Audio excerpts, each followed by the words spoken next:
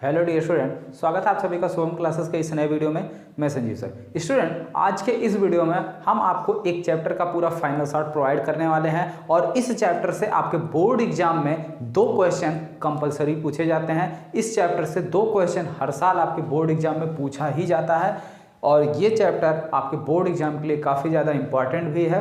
और इस चैप्टर में जितने भी इंपॉर्टेंट चीज़ें हैं सभी को आज के इस वीडियो में मैं डिस्कस करने वाला हूं 1 बाय 1 करके। तो आपसे रिक्वेस्ट है कि वीडियो के साथ आप अंत तक बने रहिएगा। और इस वीडियो को शुरू करने से पहले एक इंपॉर्टेंट अनाउंसमेंट अनअकैडमी की तरफ से। अगर आप एनटीएससी की प्रिपरेशन कर रहे हो तो ये 10 दिसंबर आपके लिए बहुत इंपॉर्टेंट होने वाला है, क्योंकि इसमें आपको बेस्ट एजुकेटर बताएंगे कि आप एनटीएससी प्रिपरेशन के लिए कौन सी स्ट्रेटेजी अपनाएं, साथ में कौन से इंपॉर्टेंट क्वेश्चन और आरएस अग्रवाल का सॉल्यूशन आपके लिए कराया जाएगा। और मोस्ट इंपॉर्टेंट बात, वो टॉपिक आपको बताया जाएंगे जिससे ज़्यादा क्वेश्चन एनटीएससी प्रिपरेशन में आपकी हेल्प करेंगे। ठीक है, तो अगर कोई भी बच्चा इस साल एनटीएससी की तैयारी कर रहा है तो डिस्क्रिप्शन में आपको लिंक प्रोवाइड करो, उस लिंक पर जाकर ये क्लासेस आप बिल्कुल फ्री में इनरोल कर सकते हैं। ठीक है, अगर वहाँ पर कोई भी कोड आपसे मांगता है तो आप शुभम 12 डालेंगे, वहां पर वो सारी क्लासेस आपके बिल्कुल फ्री में ओपन हो जाएंगे। ठीक है, तो आज के इस वीडियो को शुरू करते हैं। स्टूडेंट, वीडियो को देख रहे हैं इसके लिए वीडियो को एक बार लाइक कर दीजिए और अगर आपने चैनल को सब्सक्राइब नहीं किया है तो चैनल को सब्सक्राइब कर लीजिए।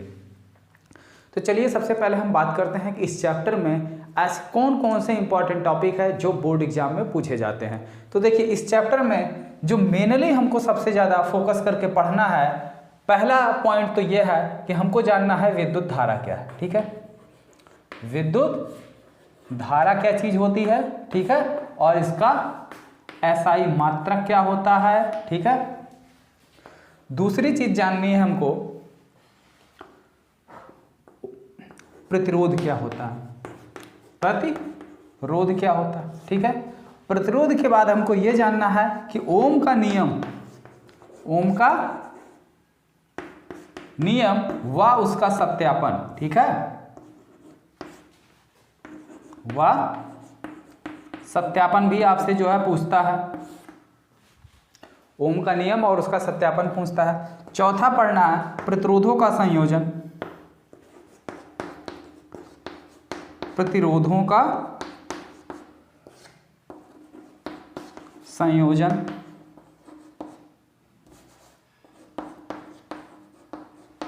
ठीक है, पांचवा टॉपिक इसमें पढ़ना है हमको प्रतिरोधों का निर्भरता। ठीक है, प्रतिरोध किन किन बातों पर निर्भर करता है।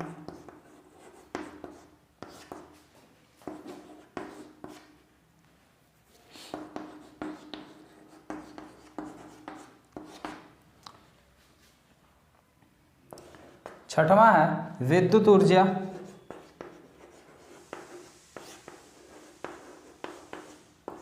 व विद्युत शक्ति। ठीक है,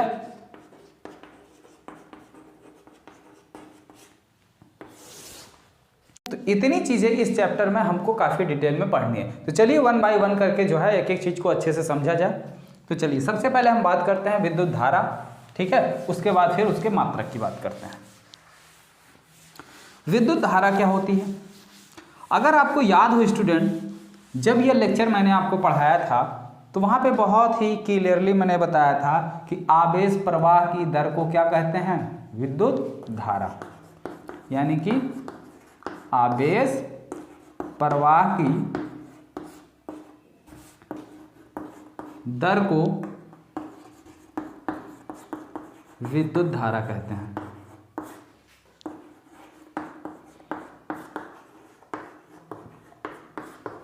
ठीक है, या प्रति सेकंड प्रवाहित होने वाले आवेश की संख्या को क्या कहते हैं? विद्युत धारा कहते हैं। यानी कि Q इक्वल टू क्या हो जाएगा, सॉरी, विद्युत धारा I बराबर Q बाई टी।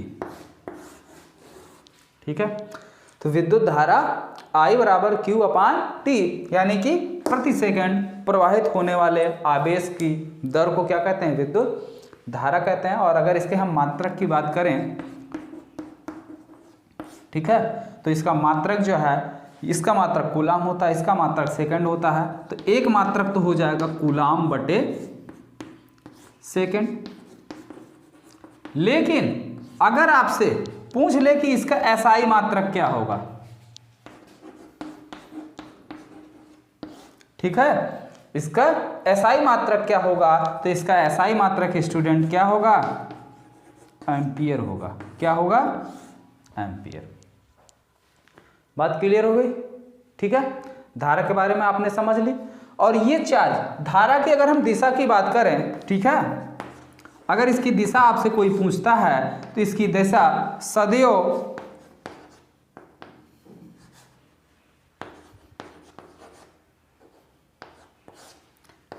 इलेक्ट्रॉन के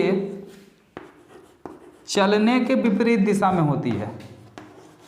चलने के विपरीत दिशा में होती है।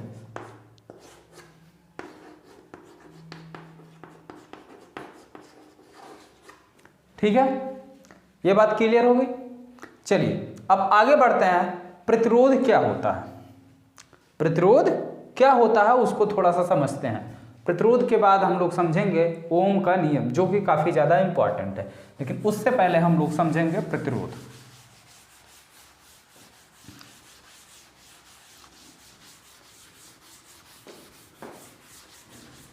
ठीक है, तो हेडिंग लगाइए प्रतिरोध। जैसा कि यहां पे थोड़ा सा नाम पर फोकस करो, लिखा हुआ है प्रतिरोध।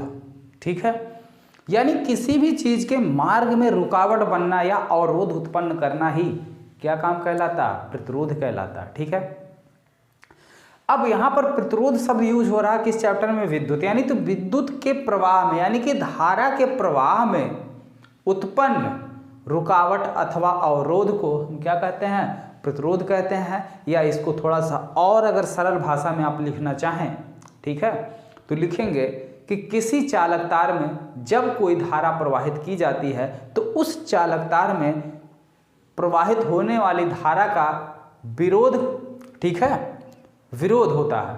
और वही गुण, जिस गुण के कारण चालक में बहने वाली धारा का विरोध होता है, वही गुण क्या कहलाता है? वैद्युत प्रतिरोध कहलाता है। डेफिनेशन अगर हम लिख भी दे रहे हैं, ठीक है, चलिए लिख देते हैं, अगर आपको कोई दिक्कत हो रही है तो यही सटीक डेफिनेशन आप इसको जो है बोर्ड एग्जाम में लिख सकते हैं। या अगर आपको सिंपली जो भी पता है वो भी लिख दीजिए, आपका नंबर कहीं इधर उधर होने वाला नहीं है। किसी चालक का वह गुण जिसके कारण वह चालक में बहने वाली धारा का विरोध करता है, वैद्युत प्रतिरोध कहलाता है।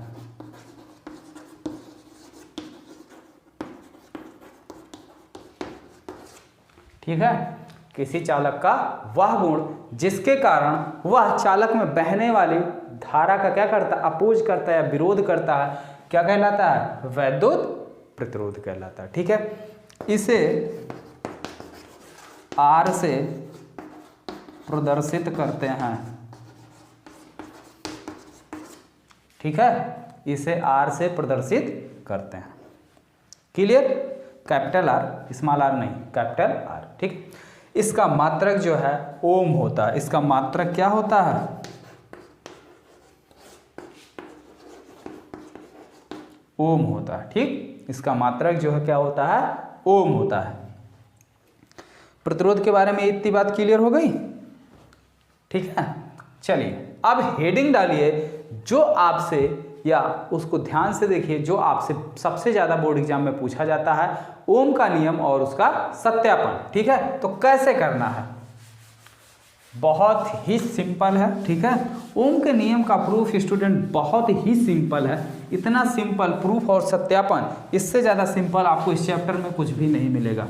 लेकिन अगर आप उसको ध्यान से देखेंगे तो ओम का नियम,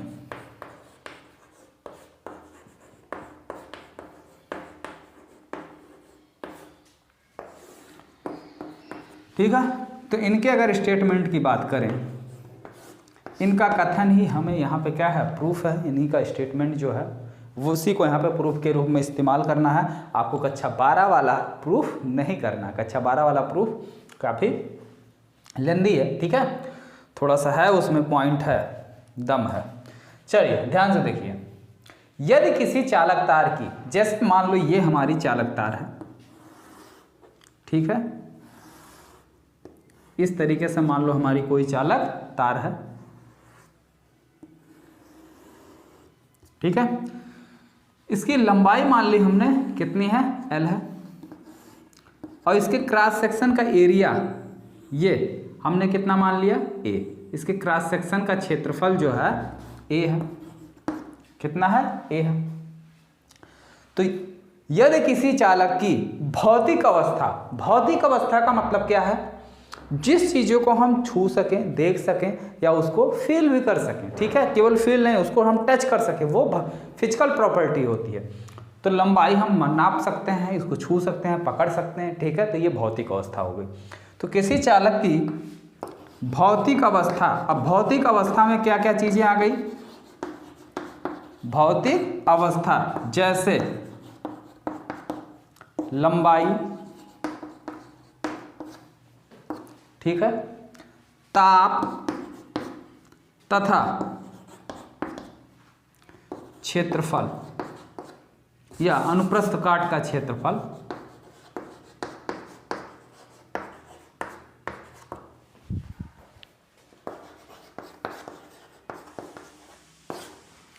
में कोई परिवर्तन नहीं किया जाता है तो, ठीक है, ध्यान से सुनिए, यदि किसी चालक तार की भौतिक अवस्था जैसे लंबाई, ताप तथा अनुप्रस्थ काट के क्षेत्रफल, ताप, दाब, इनमें कोई परिवर्तन नहीं किया जाता है तो इस चालक तार में बहने वाली धारा I, ठीक है, बहने वाली धारा इस चालक तार के सिरे के बीच लगे हुए विभवांतर के अनुक्रमानुपाती होती है, ठीक है। तो इस चालक तार में बहने वाली धारा I जो है, ठीक है, वो किसके अनुक्रमानुपाती होती है, इसमें चालक तार के सिरों के बीच लगे हुए विभवांतर के अनुक्रमानुपाती होती है, या V proportional I, V proportional I, यानी जितना ज़्यादा वोल्टेज लगाएंगे उतनी ज़्यादा करंट मिलेगी, ठीक है। तो यही ओम का नियम है, और इस कांस्टेंट को हटाने के लिए हम एक अनुक्रमानुपाती नियतांक लाते हैं जिसे R कहते हैं। तो V इक्वल टू क्या हो जाएगा, I R, या यहाँ से V upon I equal to क्या हो जाएगा, R। यही ओम का नियम है, यही क्या है, ओम का नियम है, ठीक है। अब इसी को सत्यापन करना है, यही ओम का नियम है। चलिए इसका सत्यापन देख लीजिए। सत्यापन के लिए थोड़ा सा आप इसको नोट कर लीजिए और हम फिगर बना लेते हैं, ठीक है, वीडियो को रोक के।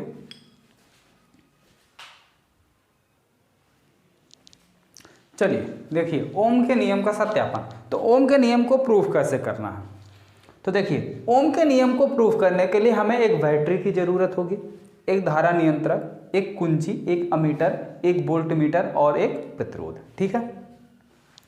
ये जो हमारा है ये प्रतिरोध लगा हुआ, क्या लगा हुआ है, प्रतिरोध, ठीक है, और नीचे जो है ये हमारा वोल्टमीटर है, ठीक है। तो इतनी चीज़ों को इस तरीके से हमें क्या करना है, जोड़ना है, ठीक है। जब इस तरीके से हम चीज़ों को व्यवस्थित कर लेंगे उसके बाद हमको करना क्या है, ध्यान से देखिए। धारा नियंत्रक में एक हम करंट को क्या कर लेंगे, फिक्स कर लेंगे। बैटरी से आने वाले करंट को हम धारा नियंत्रक की सहायता से कम ज़्यादा कर सकते हैं। ये धारा नियंत्रक का काम होता है कि जो भी करंट हमको मिल रहा है उसको हम अपनी आवश्यकता के अनुसार कम अथवा ज़्यादा कर सकते हैं। तो धारा नियंत्रक की सहायता से हमने करंट को मान लेते हैं I1 फिक्स कर लिया, पहले कंडीशन में करंट I1 फिक्स कर लिया। I1 करंट फिक्स करने के बाद हम ये देख रहे हैं कि इस परिपथ में जो I1 धारा बह रही है उस I1 धारा के लिए वोल्टमीटर में कोई ना कोई एक रीडिंग मिलेगी, उसको भी पढ़ लेना है। तो I1 के लिए कितनी वोल्टेज मिली, V1 मिल गई। अब धारा का मान चेंज कर देंगे, I1 से बदलकर I2 कर देंगे। मान लो अगर इसमें हमने 2 एम्पियर लिया था, बढ़ा के 2 की जगह 3 एम्पियर कर लेंगे, तो 3 एम्पियर यानी कि I2 पे करंट नोट करेंगे V2। तो ऐसे अलग अलग स्थितियों के लिए, ठीक है, धारा के अलग अलग मान के लिए या अलग अलग स्थितियों के लिए हम वोल्टमीटर का अलग अलग रीडिंग ले लेते हैं। और जब वोल्टमीटर की रीडिंग ले लेते हैं तो इसको ग्राफ में एक्स एक्सिस पर वोल्टमीटर को और वाई एक्सिस पर धारा को रिप्रेजेंट करते हैं। मान लेते हैं V1 यहाँ है, I1 यहाँ है, दोनों को मिलाए यहाँ मिल गए। I2 के लिए I2 यहाँ है, V1 यहाँ है, तो इन दोनों को हमने मिलाया, ये दोनों यहाँ मिल गए, ठीक है। फिर इसी तरीके से और रीडिंग अगर लिए रहोगे उसको भी यहाँ पे रिप्रेजेंट करोगे, V को यहाँ रखोगे, I को यहाँ मिला लोगे, दोनों जहाँ कट करेंगे ऐसे पॉइंट बना लोगे। और इनको मिलाती हुई अगर एक रेखा खींचोगे, इनको मिलाती हुई अगर लाइन खींचोगे तो हमको क्या मिलेगी? एक सीधी सरल रेखा मिलेगी। क्या मिलेगी? सरल रेखा मिलेगी, ठीक है, जो ओम के नियम को क्या करता है? प्रूफ करता है, यानी कि V/I इक्वल टू क्या आ रहा है? नियतांक हमेशा एक ही वैल्यू आ रही है, ठीक है। यही ओम के नियम का क्या सत्यापन है। इसी चीज को हमें अपनी भाषा में लिखना है। क्लियर हुआ? चलिए अब आगे बढ़ते हैं। प्रतिरोधों का संयोजन। प्रतिरोध तो आप क्या होता है आपने जान लिया। अब उसको हम जोड़ते किस तरीके से हैं या उसको हम कैसे कैसे जोड़ सकते हैं तो उसको देखते हैं। प्रतिरोधों का संयोजन।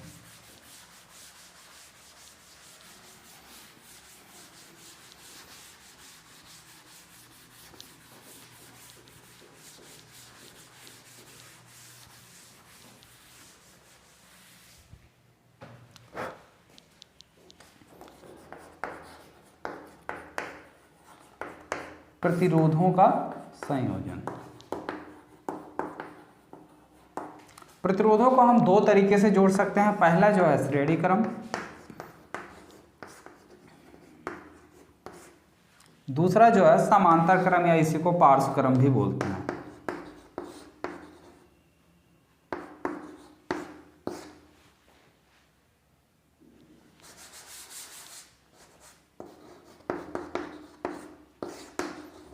समांतर क्रम या इसी को हम क्या नाम दूसरे नाम से जानते हैं? पार्श्व क्रम। तो नाम में आप कंफ्यूज मत होइएगा, ठीक है। चलिए श्रेणी क्रम क्या होता है पहले इसको देखो। जब हम प्रतिरोधों को कुछ इस प्रकार से, यानी पहले प्रतिरोध का मान लेते हैं ये हमारा प्रतिरोध है, ठीक है, ये हमारे पास 3 प्रतिरोध है। तो जब हम किसी भी प्रतिरोध को इस प्रकार से जोड़ते हैं कि पहले प्रतिरोध का दूसरा सिरा अगले प्रतिरोध के पहले सिरे से और उसका दूसरा सिरा अगले वाले प्रतिरोध के पहले सिरे से, ठीक है, जोड़ते हैं, तो इस प्रकार से प्राप्त संयोजन या प्राप्त क्रम क्या कहलाता है? श्रेणी क्रम कहलाता है, ठीक है। अब इसका फार्मूला देख लो। मान लेते हैं इसका वैल्यू R1 है, इसका वैल्यू R2 है, इसका वैल्यू कितना R3 है। यहाँ पे हमने एक वोल्टमीटर लगा लिया या बैटरी लगा दिया, ठीक है। एक हमने यहाँ पे बैटरी अप्लाई कर लिया, पॉजिटिव नेगेटिव, ठीक है। तो इधर से करंट गई। अब ध्यान से देखिए,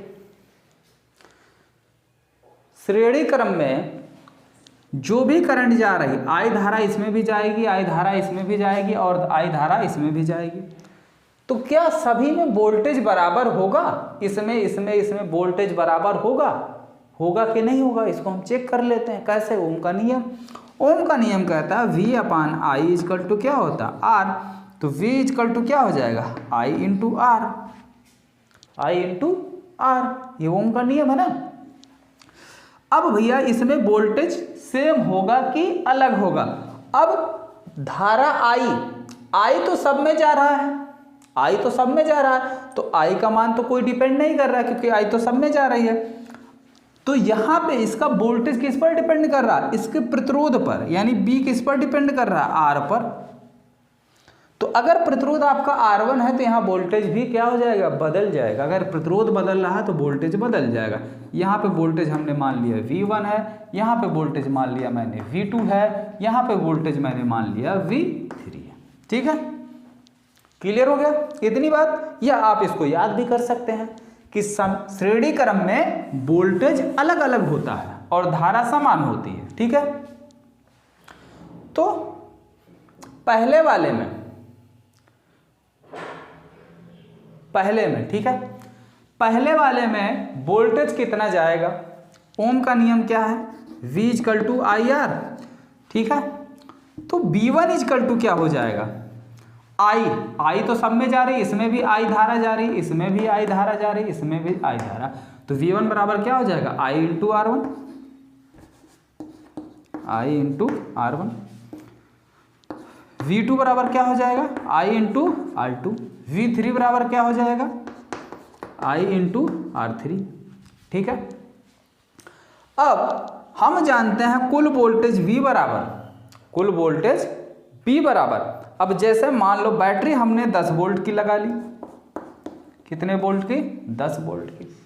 तो अब ये जो 10, यहाँ पे 3 अलग अलग वोल्टेज दिख रहे हैं, इन तीनों वोल्टेज को अगर हम जोड़ें तो इसका भी मान 10 ही होगा। ठीक है, क्योंकि बैटरी की क्षमता है कि वो 10 वोल्ट से ज़्यादा करंट दे नहीं सकता। तो अब यहाँ पे जो कुल वोल्टेज मिल रहा है हमको अलग अलग मिल रहा है ना, तो उन अलग अलग वोल्टेज का सम भी कितना आएगा, 10 ही आएगा। यानी हम जितना दे रहे हैं उससे ज़्यादा नहीं मिलेगा। ठीक है, तो V = क्या हो जाएगा, V1 + V2 + V3। वैल्यू रख लो V1 V2 V3 की, तो वैल्यू रखेंगे तो यहाँ मिलेगा IR1 + IR2 + IR3। सब में हम देख रहे हैं I कॉमन है तो I को कॉमन ले लो, अंदर बचेगा क्या, R1 + R2 + R3 V = ठीक है, I को भेज दो दूसरी side, V/I = R1 + R2 + R3 और V/I क्या है, ओम के नियम के अकॉर्डिंग यदि तीनों प्रतिरोध R1 R2 और R3 का तुल्य प्रतिरोध कितना हो, R हो, तो ओम के नियम से V/I = क्या हो जाएगा, R। यानी कि श्रेणी क्रम में तुल्य प्रतिरोध R बराबर क्या हो जाएगा, R1 + R2 + R3। क्लियर हो गया। चलिए फिर आगे बढ़ते हैं समांतर क्रम संयोजन की तरफ। ठीक है, समांतर क्रम में क्या होता है,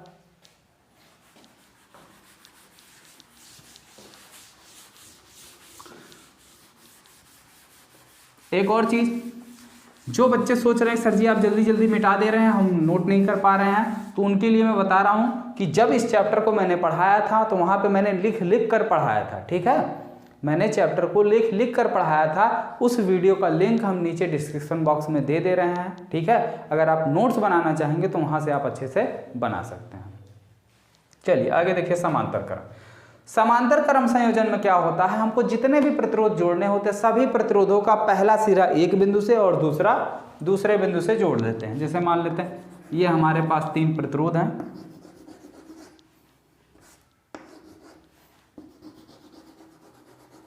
ठीक है, तो इन सब का पहला सिरा एक बिंदु से, ठीक है, इन सब का पहला सिरा एक बिंदु से और दूसरा सिरा एक बिंदु से, तो इस तरीके से जोड़ दिया जाता है। इस तरीके से प्राप्त जो क्रम होता है वो क्या कहलाता है, समांतर क्रम संयोजन। ठीक है, प्लस माइनस बैटरी लग गई, इसमें धारा आई जा रही है। अब देखो मान लेते हैं इसका प्रतिरोध R1 है, इसका R2 है और इसका R3 है। तब ये I धारा जा रही है तो यहाँ पे इसको 3 रास्ते मिल गए भाई। तो अब ये ऐसा तो है नहीं कि एक ही में चली जाएगी बाकी दोनों में नहीं जाएगी भाई, इसका काम है सभी में जाना। तो ये 3 भागों में बढ़ गई। मान लेते हैं इधर चली गई R1 में गई I1, R2 में गई I2 और R3 में गई I3।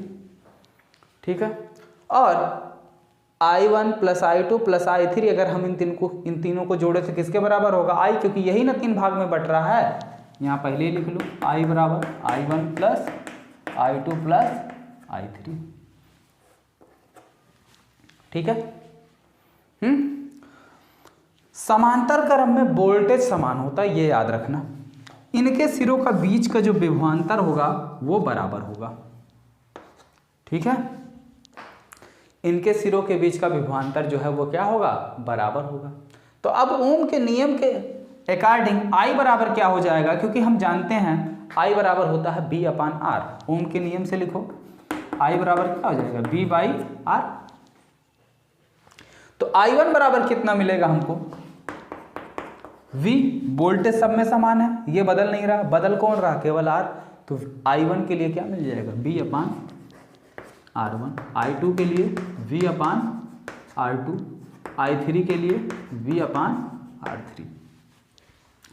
सारी वैल्यू उठा के इसी में रख लो, ये इक्वेशन नंबर 1 बना लो, और पूरी वैल्यू उठा के इसी इक्वेशन नंबर 1 में क्या करो, रख लो। तो इक्वेशन नंबर 1 में जब वैल्यू आप रखेंगे तो हमको मिलेगा क्या, जरा चेक करते हैं।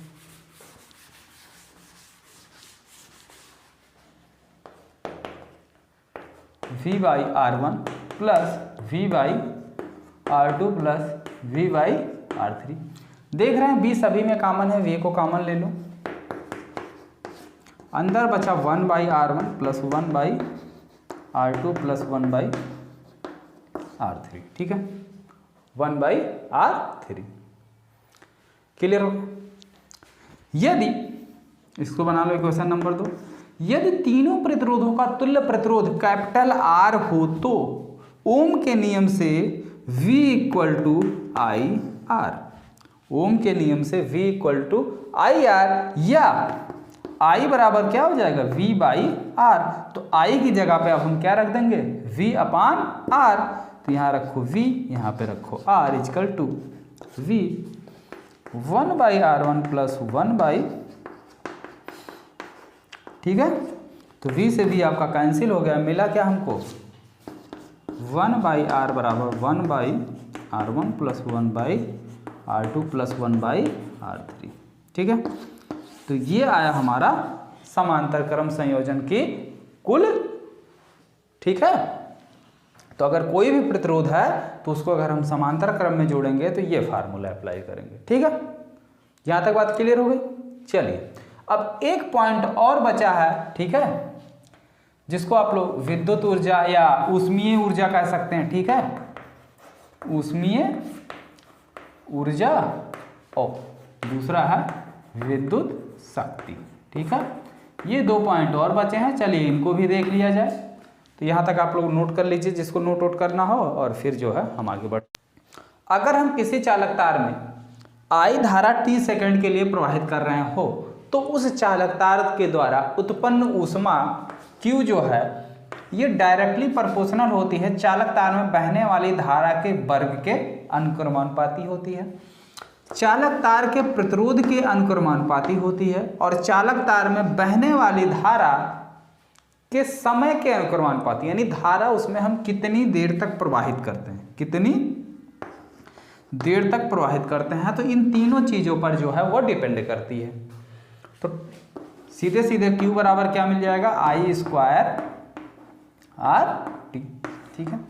तो किसी चालक तार में अगर हम I धारा प्रवाहित कर रहे हैं t सेकंड के लिए तो उस चालक तार द्वारा उत्पन्न कुल ऊष्मा या ऊष्मीय ऊर्जा Q बराबर I स्क्वायर RT होता है।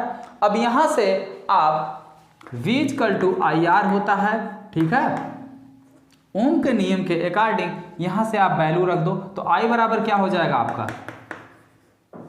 B by R।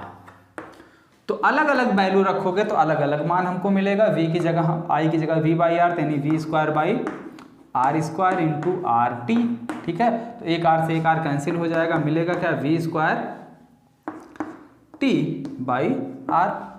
दूसरा V इक्वल टू अगर हम IR रख दें, ठीक है, नहीं R की वैल्यू इस बार रख दो, ठीक है। तो R बराबर हो जाएगा B अपान I। तो R बराबर B अपान I रखोगे तो क्या मिलेगा, एक ये मिल गया, एक ये मिल गया, तो इस बार I स्क्वायर R की जगह B upon I into T, ठीक है। एक I से एक I कैंसिल हो गया, तो क्या मिल गया V I ठीक है। तो यानी Q के ये 3 फार्मूले मिल गए, पहला I स्क्वायर RT, दूसरा V square by R into T, तीसरा VIT। ठीक है। तो ये किसी चालक तार के द्वारा उत्पन्न ऊष्मा का कुल फार्मूला होता है। और अगर वैद्युत शक्ति की बात करो तो किसी चालक तार में प्रति सेकंड व्यय होने वाली ऊष्मा, प्रति सेकंड व्यय होने वाली ऊष्मा, ठीक है, P बराबर Q बाई टी। किसी चालक तार द्वारा प्रति सेकंड व्यय होने वाली ऊष्मा को या व्यय होने वाली ऊर्जा को विद्युत शक्ति कहते हैं। विद्युत शक्ति को फिर से लिखते हैं P equal to Q by T. तो Q को क्या करो, T से भाग कर दो, तो इसको T से भाग करोगे तो एक फार्मूला निकल के आएगा आपका I स्क्वायर R, दूसरा निकल के आएगा अगर T से भाग कर दोगे V स्क्वायर बाई R, तीसरा निकल के आएगा स्टूडेंट T से भाग कर दोगे तो V इंटू I। तो विद्युत शक्ति के ये 3 फार्मूले हैं। इसी पर आपसे क्वेश्चन ज़्यादा पूछे जाते हैं। ठीक है। तो अब समझ में आया सारी चीज़ें कहाँ से निकल के आई, कैसे निकल के आई। अभी भी अगर आपको कोई डाउट हो तो आप हमसे पूछ सकते हैं। अगर कोई डाउट नहीं है तो वीडियो को लाइक कर दीजिए, और अभी तक आपने चैनल को अगर सब्सक्राइब नहीं किया हो तो चैनल को सब्सक्राइब कर लीजिए। Okay student. और जो भी टॉपिक यहाँ पे आपको समझाए गए इसको आप अच्छे से रिवाइज कीजिए, और अगर कोई कन्फ्यूजन होता है तो आप नीचे कमेंट बॉक्स में कमेंट करके पूछ सकते हैं। और साथ ही साथ ये भी कमेंट करके बताइए कि आपको वीडियो कैसा लगा। अब ठीक इसी तरीके से हम आपके नेक्स्ट चैप्टर का भी फाइनल शॉट बहुत जल्द प्रोवाइड करेंगे। Okay student.